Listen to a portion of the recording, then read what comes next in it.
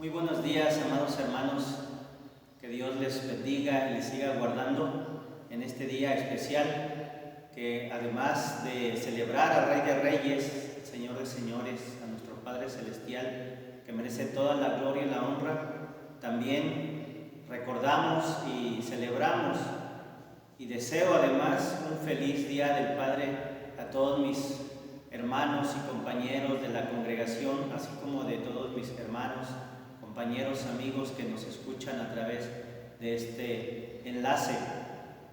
Les envío un fuerte abrazo para todos, que Dios nos dé sabiduría y nos siga dando fortaleza para, como padres de familia, guiar nuestro hogar conforme a su voluntad. Y en base a ello, hermano, en este día también la parábola que hoy meditaremos corresponde a la parábola conocida mayormente como la parábola del hijo pródigo, y como bien saben, está narrada únicamente en el Evangelio de Lucas, en el capítulo 15, versos 11 al 32. Le voy a dar lectura en la Nueva Versión Internacional hasta el versículo 24, y dice la palabra del Señor así: Un hombre tenía 2 hijos, continuó Jesús. El menor de ellos le dijo a su padre: Papá, dame lo que me toca de la herencia. Así que el padre repartió los bienes entre los 2. Poco después, el hijo menor juntó todo lo que tenía y se fue a un país lejano. Allí vivió desenfrenadamente y derrochó su herencia. Cuando ya lo había gastado todo, sobrevino una gran escasez en la región y él comenzó a pasar necesidad. Así que fue y consiguió empleo con un ciudadano de aquel país, quien lo mandó a sus campos a cuidar cerdos. Tanta hambre tenía que hubiera querido llenarse el estómago con la comida que daban a los cerdos, pero aún así nadie le daba nada. Por fin recapacitó y se dijo: ¿Cuántos jornaleros de mi padre tienen comida de sobra? Y yo aquí me muero de hambre. Tengo que volver a mi padre y decirle: Papá, he pecado contra el cielo y contra ti. Ya no merezco que se me llame tu hijo. Trátame como si fuera uno de tus jornaleros. Así que emprendió el viaje y se fue a su padre. Todavía estaba lejos cuando su padre lo vio y se compadeció de él. Salió corriendo a su encuentro, lo abrazó y lo besó. El joven le dijo: Papá, he pecado contra el cielo y contra ti. Ya no merezco que se me llame tu hijo. Pero el padre ordenó a sus siervos: Pronto, traigan la mejor ropa para vestirlo. Pónganle también un anillo en el dedo y sandalias en los pies. Traigan el ternero más gordo y mátenlo para celebrar un banquete, porque este hijo mío estaba muerto, pero ahora ha vuelto a la vida. Se había perdido, pero ya lo hemos encontrado. Así que empezaron a hacer fiesta. La parábola la hemos escuchado muchas veces en enseñanzas de clase, de escuela bíblica, sermones, predicaciones diversas, y la mayoría de las veces, personalmente, que he escuchado es un énfasis evangelístico, como está en el contexto de la trilogía de parábolas de las cosas perdidas, como la moneda, la oveja. Uno casi siempre pone el énfasis como predicador en el hijo que se ha perdido y cómo al retornar y en arrepentimiento suplicar perdón, él es perdonado y es hallado y nuevamente recibido como hijo. Eso ha sido un común denominador. Pero déjeme decirle, amado hermano, que en realidad en la historia que el Señor narra, desde atrás el contexto, y sobre todo en esta parábola, el énfasis, si uno va siguiendo la narrativa también y quiénes son los oyentes en el contexto que plantea el escritor Lucas, el médico, se dará uno cuenta que el énfasis radica en el Padre.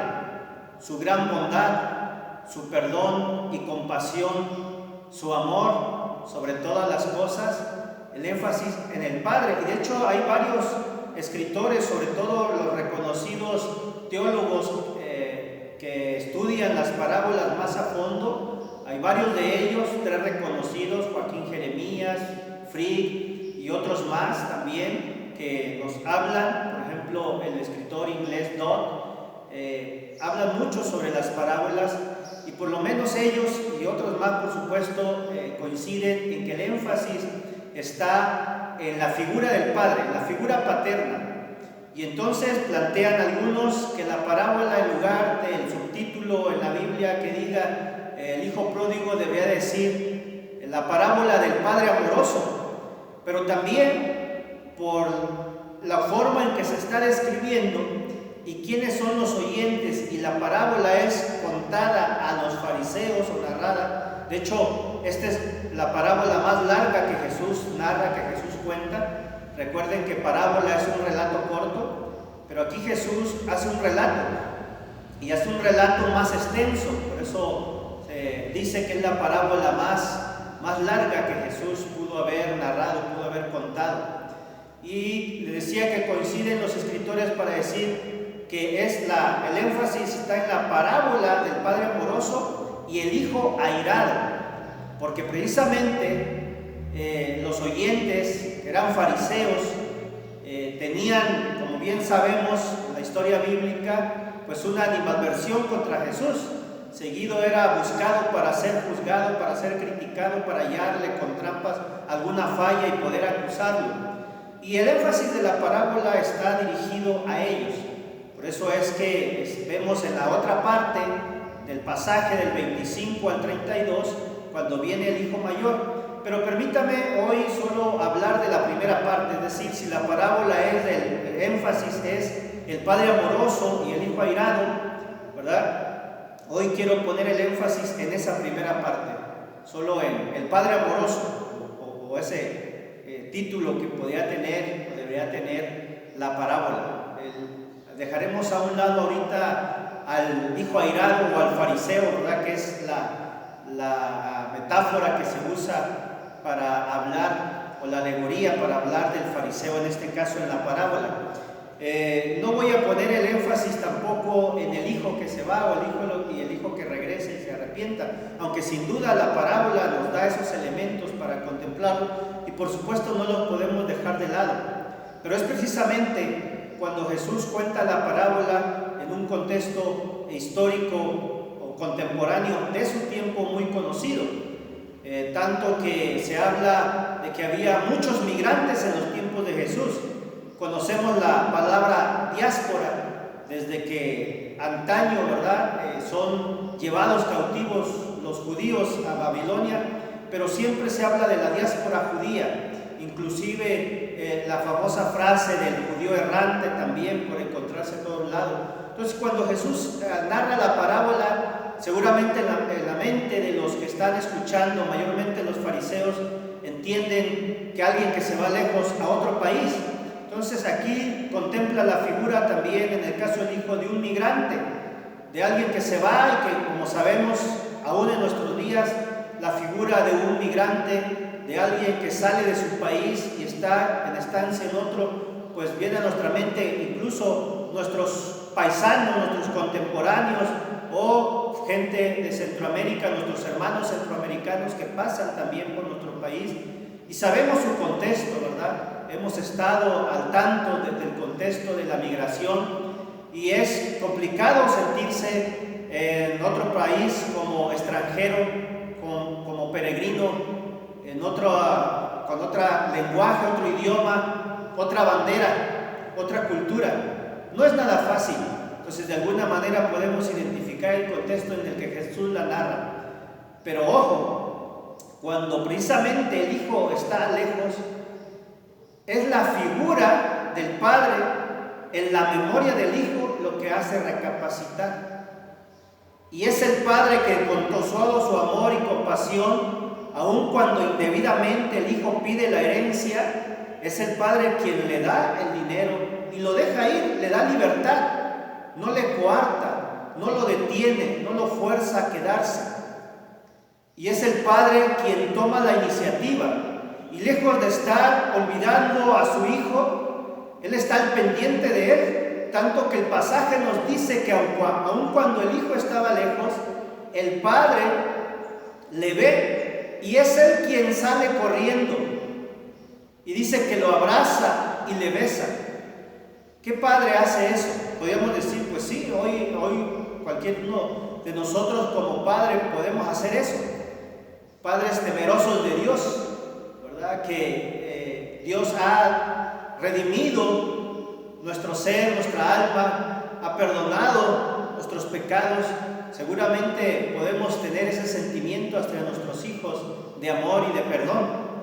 Pero vea que en realidad hay quienes mencionan que el Señor está usando una exageración o una ironía, porque estudiando la historia bíblica y el contexto en el que se da de ese siglo, en los tiempos de Jesús, realmente era muy raro que los padres, por supuesto que hay amor en cualquier padre o en la mayoría de los padres que tenemos compasión por nuestros hijos, pero no era muy común que un hijo le pidiera la herencia en vida al padre. Hablo del contexto judío y del tiempo bíblico. No era común que el hijo le pidiera al padre la herencia, mucho menos ni tenía derecho.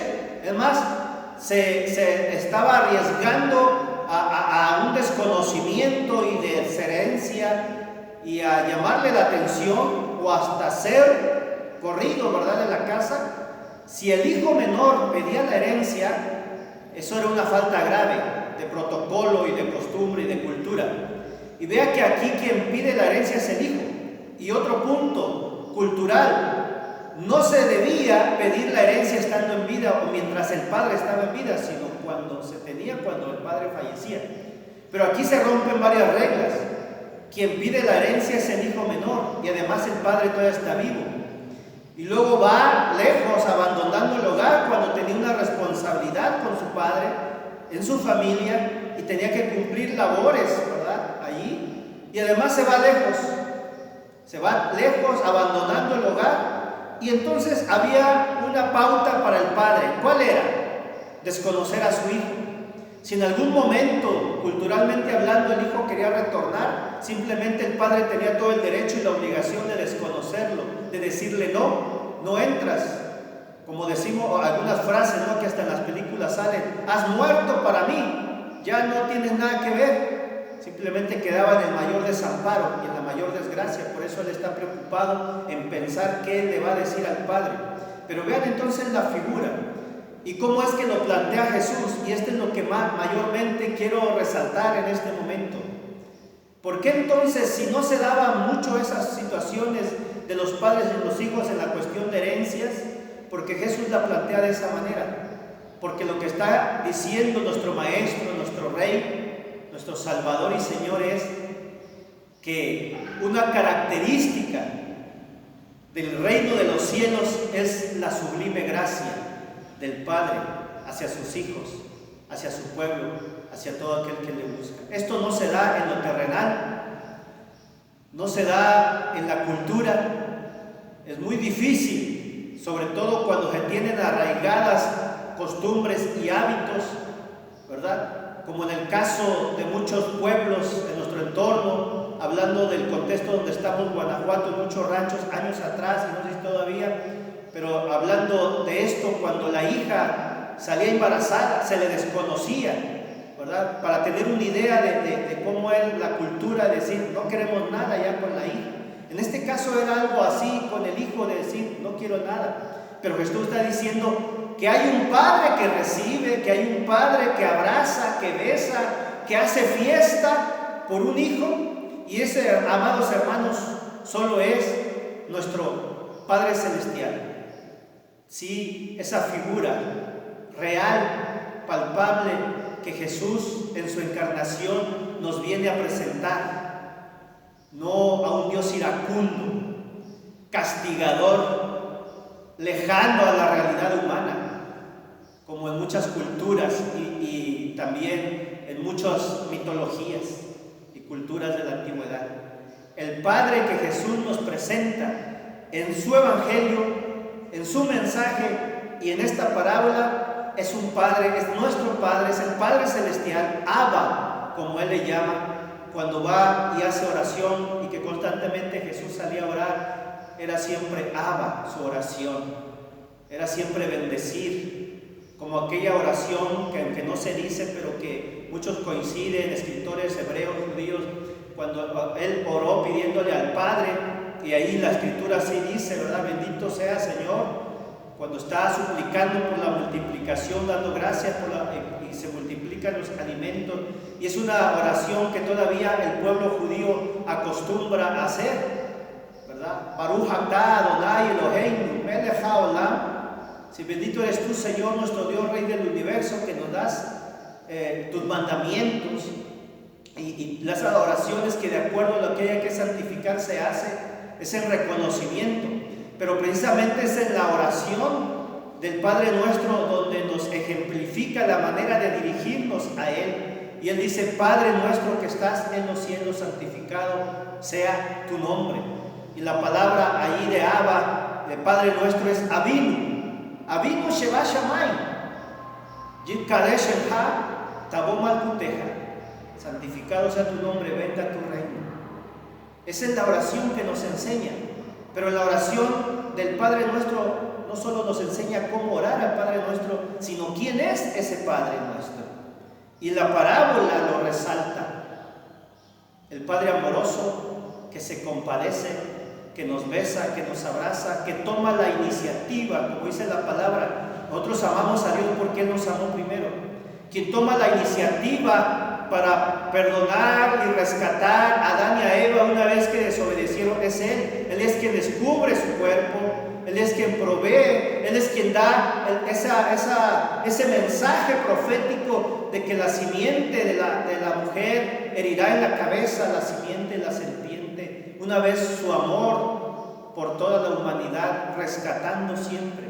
Y eso es lo que vemos en la parábola, el énfasis del Padre, de nuestro amado Padre Celestial, de nuestro papito, de Abba. Así lo presenta Jesús, que únicamente en el reino de Dios, en su reino, la gracia sublime se presenta para recibir a todo aquel que venga a su encuentro, reconociendo que le hemos fallado.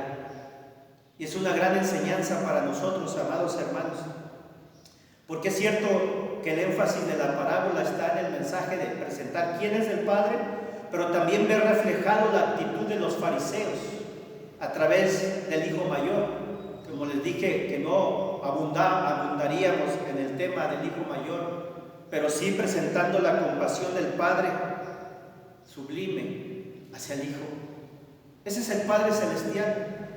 Y si somos nosotros creados a su imagen y semejanza, y la imagen y semejanza restaurada en Cristo Jesús, recuperada a través de Jesús, entonces tenemos una gran labor como padres, amados hermanos, de también ver ese amor. De hecho, en la epístola a los Efesios capítulo 5, cuando el apóstol Pablo habla de los deberes del padre, del esposo, de la esposa, de los hijos, ahí hay una frase que dice: vosotros maridos, amad a vuestras mujeres como Cristo amó a la iglesia. Y ese nivel de estatura no ha bajado, no solo como esposo, sino también como padre. Debemos amar, procurar, proteger a nuestra familia. Tenemos una gran responsabilidad, pero una responsabilidad que se vuelve no carga pesada si estamos dependiendo del Padre amoroso que es nuestro Rey, nuestro Señor. Si dependemos de Él, le seguimos a Él, nos mantenemos en Él, cumpliendo su palabra, no es carga el ser padre de familia. Tal vez es pesado, pero hay un Padre amoroso que nos ayuda y nos da fuerza y sabiduría y amor para enfrentar cualquier adversidad que tengamos como Padre, porque Él es nuestro Padre amoroso. La figura en la mente del Hijo, la figura paternal, fue lo que le hizo regresar.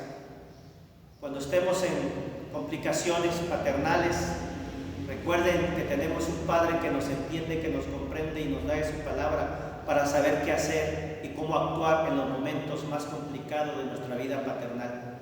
Él es nuestro refugio, Él es nuestro papá. Y sí, podemos ir a Él y sentarnos en su regazo y Él nos abraza, y si le explicamos todo lo que nos pasa como padres, Él lo entiende y nos da la salida, la capacidad y la sabiduría para saber qué hacer en cada momento como padres. Amados hermanos, que nuestro Padre Celestial nos dé de su gracia, de su amor y su sabiduría. Vamos a orar. Bendito sea, Señor, nuestro Dios, Rey del universo, que nos has santificado con tus mandatos y nos has amado, pero también nos das el pan de la tierra, has suplido cada necesidad, Señor. Y en esta hora, Padre, suplico que bendigas a todo tu pueblo, a toda tu iglesia, pero también, Señor, especialmente hoy a los padres de familia, que nos has dado ese gran privilegio de poder, Señor, ver nuestra herencia, el regalo precioso de los hijos, pero también, Señor, que tenemos la responsabilidad de guiarlos, de educarlos, mayormente de compartirles tu palabra, de a través de los devocionales familiares, Señor, mostrarles, Señor, tu amor, tu compasión, tu paternalismo, Señor. Y Padre, ayúdanos a lograrlo cada día. Necesitamos de ti. No se nos enseña, no hay una escuela, Señor, como tal, pero tú sí estás con nosotros enseñándonos. Primero nos has rescatado, nos has recibido como hijos y hoy nos das la dicha, la gracia de ser padres. Señor, pongo en tus manos que tu amor y tu abrazo sea con nosotros, que tú sigas sanando, Señor, toda dolencia, toda enfermedad en tu pueblo, pero Padre, que también sanes toda herida a nosotros como padres, si es que tuvimos una figura paternal quizás no adecuada o perfecta, pero también nos haga, Señor, ahora nosotros padres amorosos. Gracias, Dios, por tu bendición. Pongo en tus manos a tu pueblo, sobre tu pueblo sea tu bendición, Señor, y tú sostén cada hogar como nuestro Padre amoroso, celestial y sublime. Gracias, Señor, por tu compasión, por esa gracia redentora que en el reino está, y que si en la tierra hay costumbres, Señor, inadecuadas, en tu reino siempre habrá amor, compasión, misericordia y tu palabra que nos enseña. En el nombre de Jesús, nuestro Señor, lo suplicamos, lo pedimos, y la guianza de tu Espíritu Santo esté presente. Amén. Que Dios les bendiga y les guarde. Fuerte abrazo.